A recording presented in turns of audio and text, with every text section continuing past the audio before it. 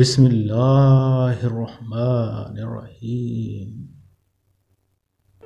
آج کا ہمارا موضوع ہے قیامت کا خوف۔ جمعہ کے دن قیامت کا خوف ہوگا۔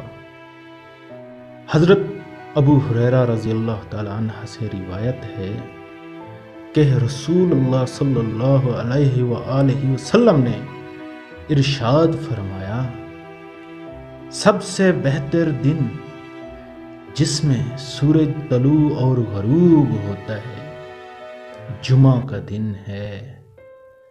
تمام جاندار جمعہ کے دن قیامت قائم ہونے کے خوف سے سخت گھبراہٹ اور پریشانی میں مبتلا ہو جاتے ہیں، سوائے جنات اور انسان کے۔